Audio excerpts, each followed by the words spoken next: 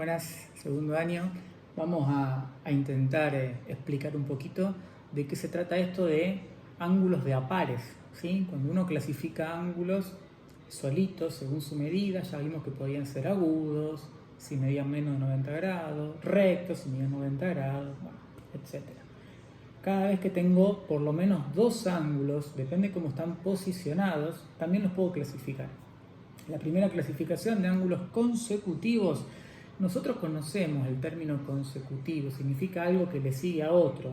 Y con los ángulos pasa lo mismo, ¿sí? Un ángulo es consecutivo de otro cuando está pegadito, cuando le sigue. Yo acá hice un ejemplo, ¿sí? Fíjense que tengo dos ángulos amarillitos, naranja, no sé cómo lo ven, para mí son medio parecidos. Son consecutivos, ¿sí?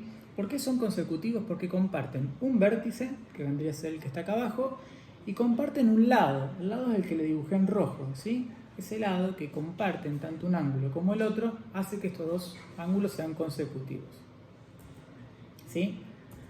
Un ejemplo que no les pongo, que es parecido pero que no. Si bien comparten un lado, el vértice no es el mismo. Fíjense que acá hay un vértice y acá hay otro vértice, ¿sí? Eso no los transforma en ángulos consecutivos. Están pegaditos pero no son consecutivos. Otro, ángulos opuestos por el vértice. Estos se definen cada vez que tenemos un par de rectas secantes. Secante, recuerda que significa que se cortan. Yo ahí hice un dibujito y pinté dos amarillos. Esos dos son opuestos por el vértice. Fíjense que el vértice coincide, que es lo que está en el medio, ¿sí? Y también hay otro par de ángulos opuestos por el vértice gracias al mismo esquema, que vienen a ser los que están en rojo, ¿sí? Podemos decir el de arriba y el de abajo, el de la derecha y el de la izquierda, ¿sí? Son opuestos por el vértice. Tienen una característica muy importante, sin necesidad de que estemos agarrando el semicírculo y midiéndolo, estos ángulos miden lo mismo, ¿sí? Este amarillo mide lo mismo que este amarillo y este rojo mide lo mismo que ese rojo, ¿sí? Esto es una propiedad de los ángulos opuestos por el vértice. Ángulos adyacentes son los que son consecutivos, que los vimos al principio, y suplementarios también. Yo acá en este esquema, fíjense que tienen un lado en común y tienen un vértice en común, por lo tanto son consecutivos, y también son suplementarios.